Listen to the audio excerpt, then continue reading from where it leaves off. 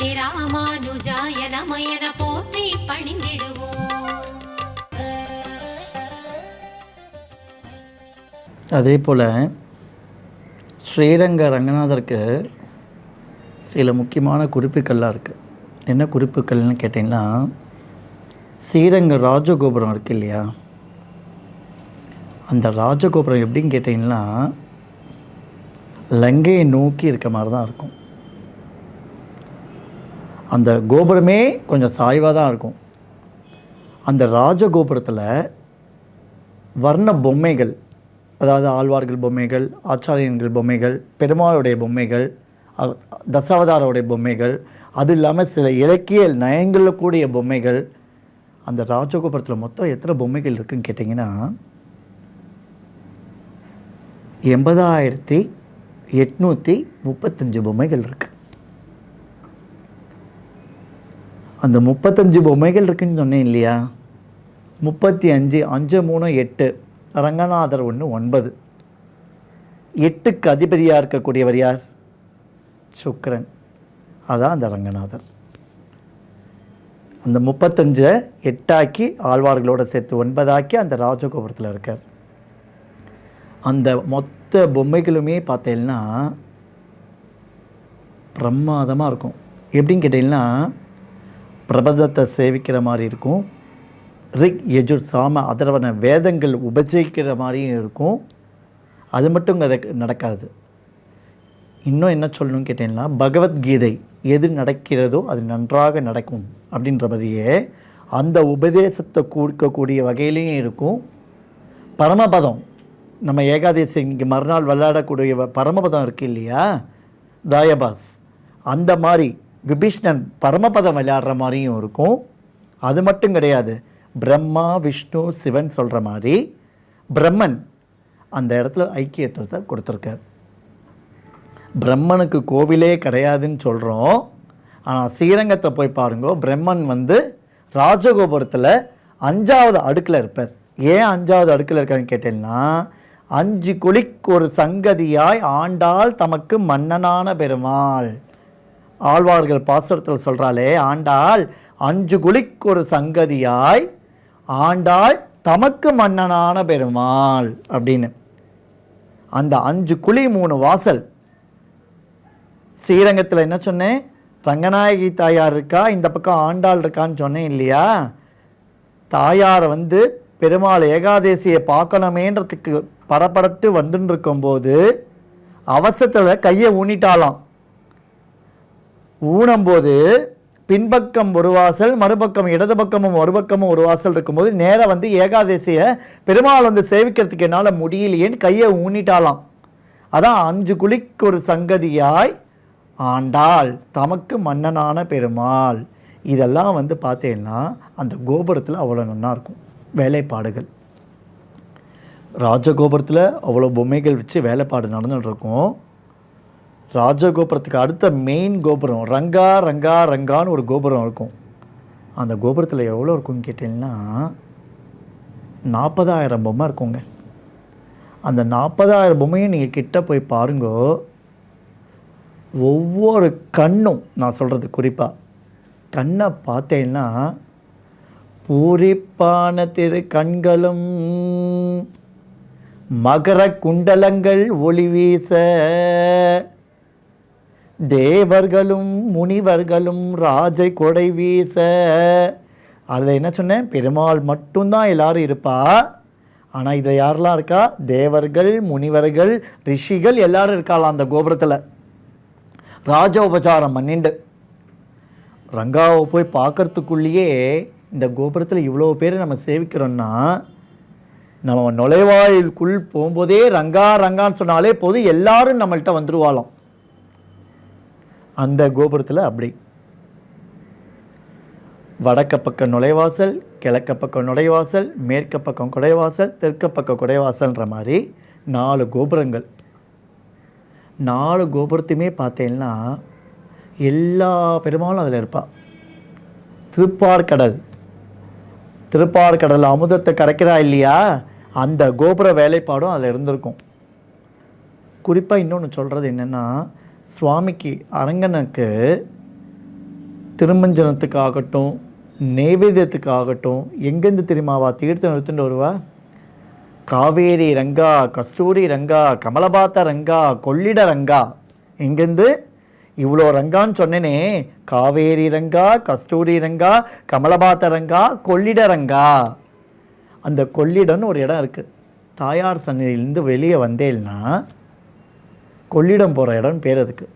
அந்த இடத்துல தான் ரங்கநாயகி யானை மேலே தங்க குடத்தை வச்சுண்டு அர்ச்சகர் 2 பேருமே சாமரம் வீசிண்டு, ஏன்னா பெருமாள் தீர்த்தம் இல்லையா, பரிவட்ட மரியாதைகளெல்லாம் கட்டிண்டு காவேரிக்கு போய் அந்த ஜலத்தை எடுத்துன்னு வந்து தான் சுவாமிக்கு நைவேத்தியமும் பண்ணுவாங்க, அபிஷேகமும் பண்ணுவாங்க. இன்றைக்கும் ஸ்ரீரங்கத்தில் அது நடந்துட்டுருக்கு.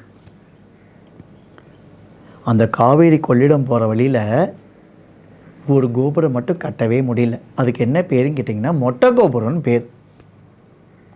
என்னத்துக்கு மற்ற கோபுரத்தெல்லாம் கட்டிட்டா அதை மட்டும் ஏன் கட்ட முடியல அப்படின்னு கேட்டால், சுவாமிகளை பொறுத்த வரைக்கும் ஜீயர் ரொம்ப முக்கியம். ஆழ்வார் எம்பெருமானார் ஜீயர் திருவடிகள் சரணம்னு சொல்கிறோம். எப்படி? ஆழ்வார் எம்பெருமானார் ஜீயர் திருவடிகள் சரணம்னு சொல்கிற மாதிரி ஜீயர் ரொம்ப முக்கியம். அப்படி இருக்க பட்சத்தில் பார்த்திங்கன்னா ஐஷிங்கர்னு ஒருத்தர் இருப்பார். அழகிய சிங்கர் யார்? நரசிம்மர். இவர் ஐஷிங்கர்னு பேர். ஐஷிங்கர் அந்த வம்சாவளியை சேர்ந்தவா கட்டின்னு இருக்கும்போது அந்த கோபுரத்தை பார்த்தீங்கன்னா மொட்டையாக விட்டுட்டா. ஏன்னு கேட்டிங்கன்னா, இதுக்கு மேலே கோபுரத்தை கட்டக்கூடாது, இந்த கட்டியாச்சுன்னா இந்த களி முத்தி போயிடும். அதனால் என்ன ஆகிடுது, அந்த கோபுரத்தை கட்டவே முடியல. இன்றைக்கும் நீங்கள் ஸ்ரீரங்கத்தில் கொள்ளிடம் பக்கம் போய் பாருங்கோ, ஒரு மண்டபத்தில் கோபுரமே இருக்காது. அது என்ன மண்டபம்? ராஜகோபுரத்தில் இருக்க மாதிரி மொட்டை கோபுரம் பேர். அதுக்கு மொட்டை கோபுரம்னு பேர். இது ஸ்ரீரங்கத்தில் இன்றைக்கும் இருக்குது. அதே போல் தான் ஸ்ரீரங்கத்தை பொறுத்த வரைக்கும் பார்த்திங்கன்னா மாலையனும் ஜோலையனும் பொறிப்பிடம். எப்படி? இருப்பிடம் வைகுண்டம் வேங்கடம், மாலையனும் சோலையனும் பொறிப்பிடம், ராமானுஜர் வந்திருப்பிடம். எதுக்கு இந்த ராமானுஜர் ஸ்ரீரங்கத்து மேலே ஏறி தான் என்ன செஞ்சார்? ஒரு கொடியை நட்டினர். அரங்கனை தவிர வேறு யாரையும் பார்க்க மாட்டேன், திருமண்காப்புக்கு அதிபதியே ராமானுஜர் தான். ராமானுஜர் இல்லைன்னா திருமண்காப்பே கிடையாது. வைணவ சம்பிரதாயத்தில் முக்கியமானது அது ஒன்று தான், திருமண் சீச்சரணும்னு பேர். இந்த ரங்கநாதருக்கு திருமண் சீச்சரணத்தை சாத்திண்டு ராஜகோபுரத்து மேலே ஏறி நின்னாராம் ராமானுஜர்.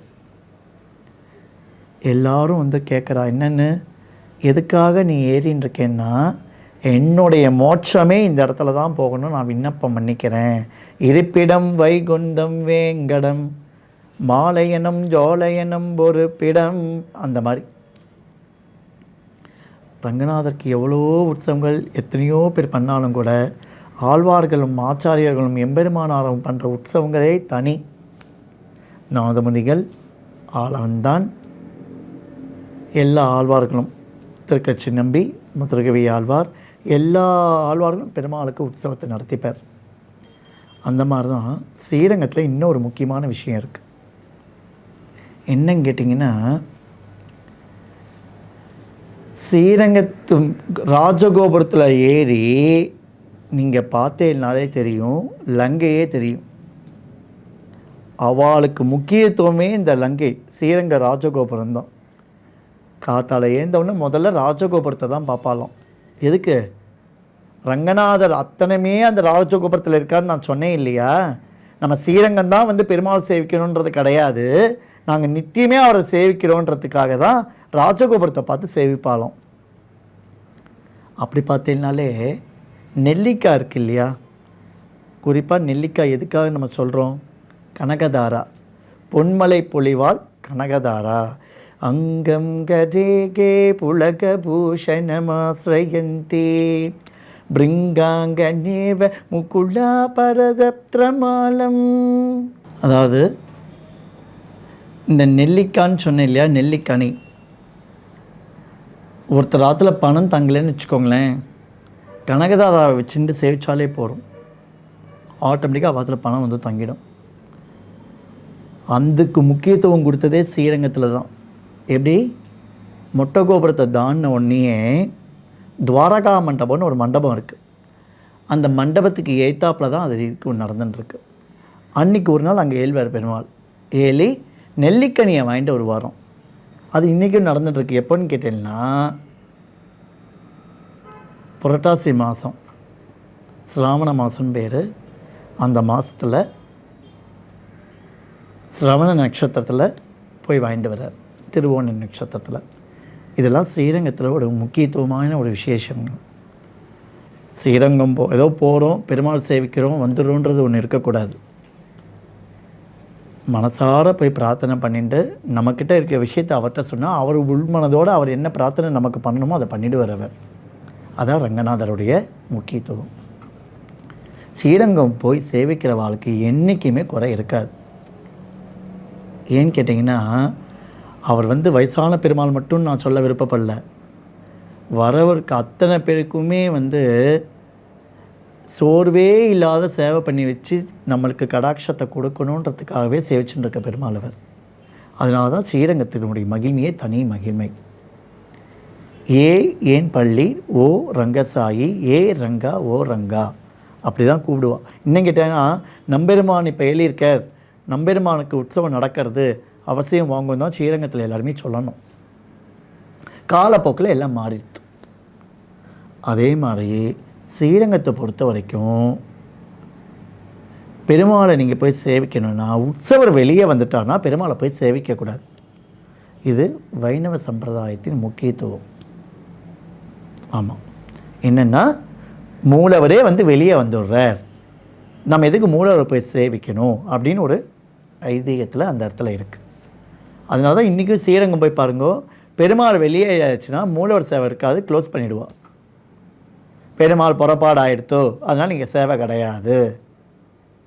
அதே போல் ஸ்ரீரங்கத்தில் எப்படி தாயார் சன்னதி சொன்னேன் இல்லையா, முக்கியத்துவமானது சக்கரத்தாழ்வார் சன்னதி. ஸ்ரீரங்கத்தை பொறுத்த வரைக்கும் சுதர்சன ஆழ்வார்னு பேர். சக்கரத்தாழ்வாருக்கு இன்னொரு பேர் என்னென்னா சுதர்சன ஆழ்வார்னு பேர். அந்த சுதர்சன ஆழ்வாரை போய் பிரார்த்தனை பண்ணிட்டு விசாக நட்சத்திரத்தில் ஒரு 21 விளக்கு நெய் விளக்கு ஏற்றி வச்சுட்டு வந்தேன்னாலே போருங்க, நம்மளுடைய எல்லா மனசுடைய பிரார்த்தனை அத்தனையும் நிறைவேறிடும்.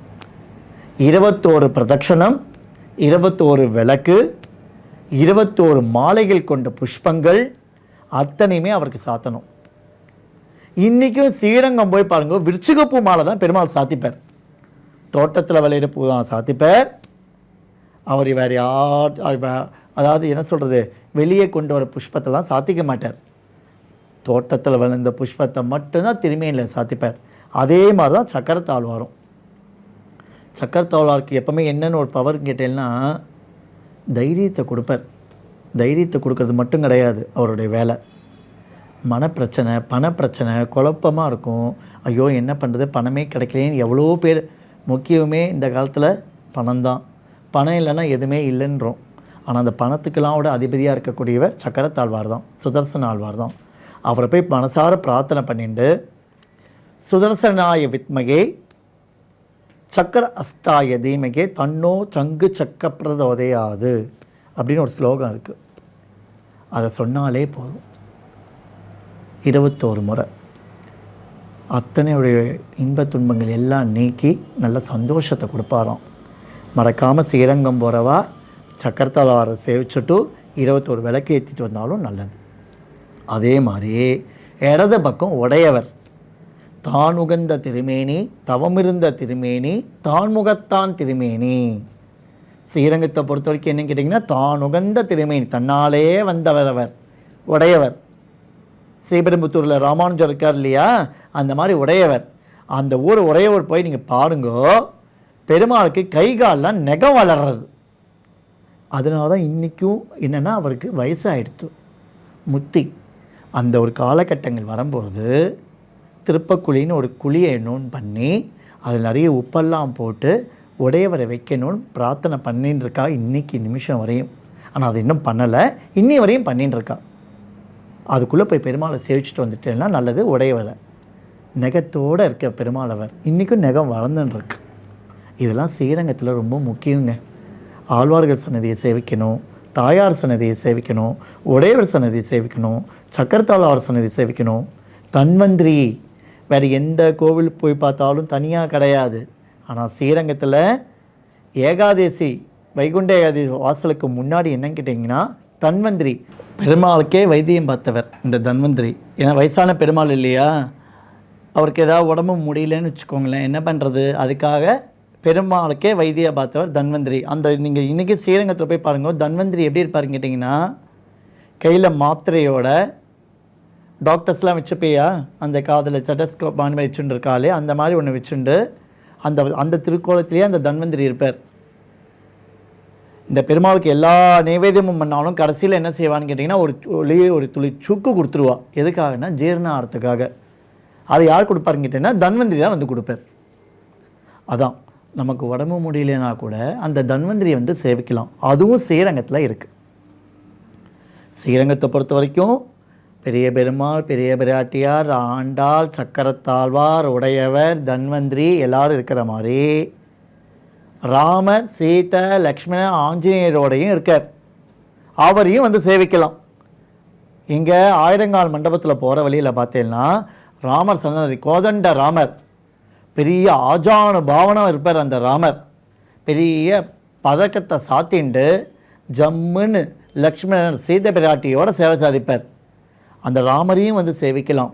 எதுக்காக, நம்ம குழந்தைகள்லாம் வந்து எப்போவுமே வந்து குழந்தைங்களுக்கு முதல்ல நம்ம ஸ்கூல் போகிறதுக்கு முன்னாடி என்ன செய்வோம்னு கேட்டீங்கன்னா அர்ச்சனாதிபட்சதம்னு சொல்லிவிட்டு அரிசியை எடுத்து ஒன்று எழுதி கற்றுக் கொடுப்போம் இல்லையா. அந்த மாதிரி நீங்கள் குழந்தைகள் ஸ்கூலுக்கு போகிறதுக்கு முன்னாடி அந்த ராமர்கிட்ட வந்துட்டு ஸ்ரீராம ராம ராமே தே ரமே ராமே மனோரமே சகஸ்ரநாம தத்துல்யம் ராம நாமவராரமே அந்த குழந்தைங்களுக்கு காதில் சொல்லிவிட்டு அந்த ராமர்கிட்ட வந்து அர்ச்சனை பண்ணிட்டு போனாலே போகிறோம். அந்த குழந்தைகள் அத்தனையும் படிப்பு வந்துடும். அதையும் ஸ்ரீரங்கத்தில் போய் நீங்கள் சேவிக்கலாம்.